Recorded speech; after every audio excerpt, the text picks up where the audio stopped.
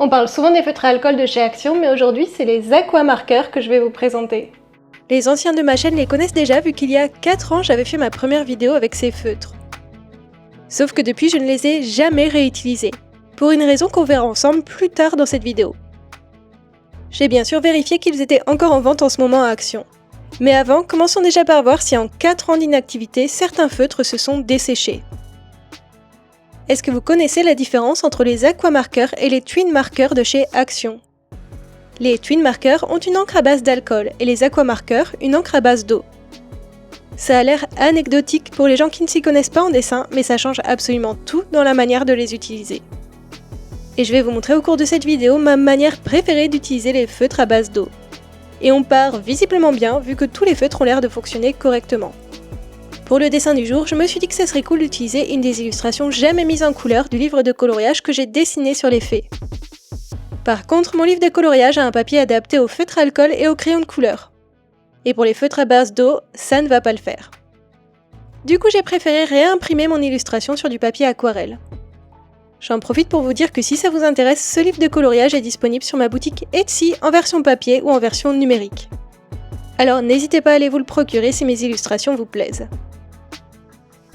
Si j'ai choisi du papier aquarelle, c'est que les feutres à base d'eau doivent être utilisés sur des papiers résistants à l'eau. Si vous n'utilisez pas le bon papier, les feutres vont faire des traces sur votre papier et pire encore, ils vont un peu gratter et abîmer votre papier si vous repassez plusieurs fois au même endroit.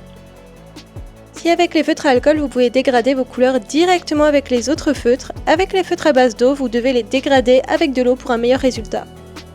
J'utilise personnellement un brush pen avec réservoir à eau, mais un pinceau et de l'eau c'est tout aussi efficace. Il y a quand même quelques règles à respecter. D'abord, il faut dégrader la couleur le plus rapidement possible avec l'eau. Si vous laissez votre aplat sécher trop longtemps, vous risquez de garder des traces de démarcation. Ensuite, je vous conseille de commencer vos zones en utilisant vos feutres les plus clairs en recouvrant toute la surface de votre aplat. Alors qu'au feutre à alcool, il faut utiliser les feutres foncés en premier et ne colorier que la zone d'ombrage de vos dessins. Donc vraiment faites attention si vous êtes un habitué des feutres à alcool parce que ça fonctionne pas du tout pareil.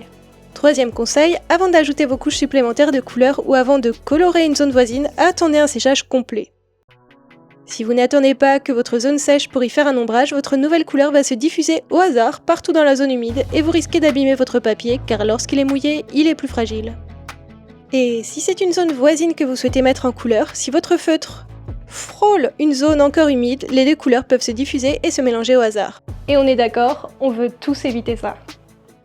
Toute ma mise en couleur va se baser sur ce principe. Je commence par colorier mes zones de manière uniforme avec ma couleur la plus claire. J'attends que la zone sèche complètement et je viens dessiner un ombrage par-dessus avec un feutre plus foncé.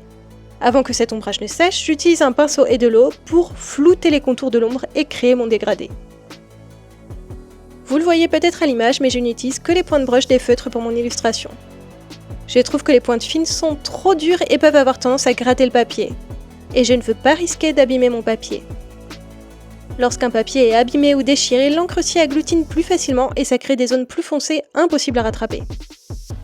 Et je vous conseille de n'utiliser les pointes fines que pour les tout petits détails, comme par exemple la mise en couleur des yeux.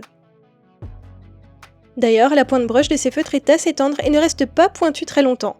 Pour garder la pointe dans le meilleur état possible, il faut les utiliser avec précaution. Ils ne sont pas non plus ultra fragiles, mais je pense que s'ils sont achetés pour des enfants, ils ne dureront pas très longtemps. Je vous parle beaucoup des différences avec les feutres à alcool depuis tout à l'heure, et il y en a encore quelques-unes.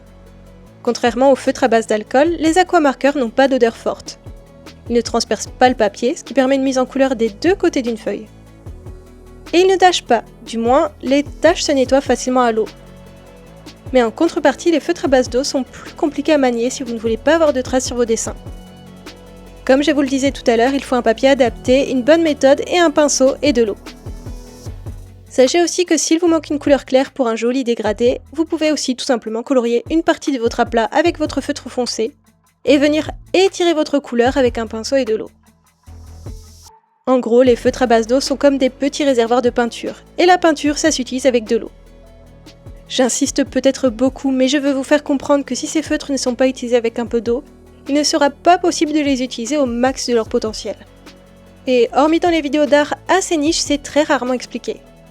La majorité des feutres classiques que l'on trouve en supermarché sont à base d'eau et fonctionnent de cette manière. Je pense qu'on a tous déjà essayé ce type de feutre en se disant que c'était nul. Ça faisait des traces sur notre dessin et que ça bouffait progressivement notre papier.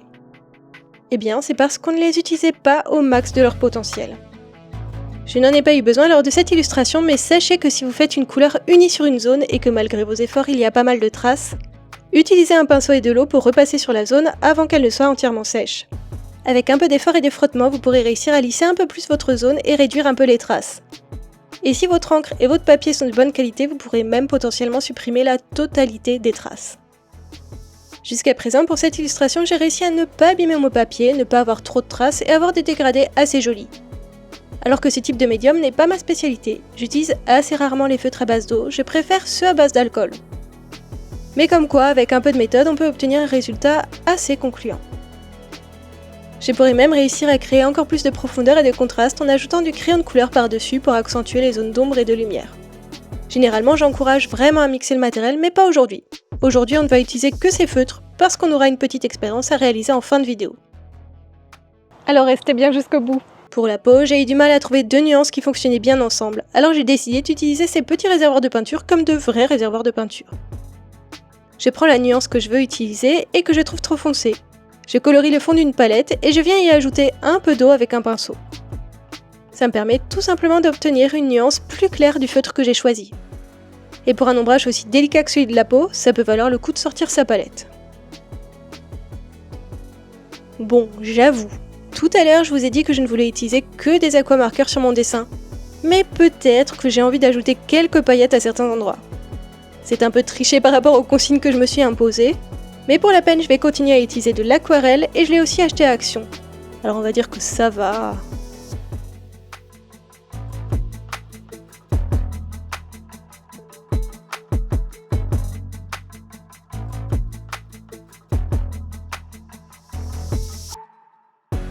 Par contre, je suis un peu light en critique sur ces feutres pour le moment, mais je vais vous expliquer pourquoi je ne les utilise jamais. Regardez mon swatch. À gauche, il est resté une semaine sur mon bureau et à droite, je venais de le faire. Regardez principalement les premières couleurs de 109 à 140. Les couleurs s'évaporent complètement et oui, ça le fera aussi sur vos dessins. Du coup, on va faire une petite expérience, mais avant ça, on va quand même profiter du résultat de l'illustration.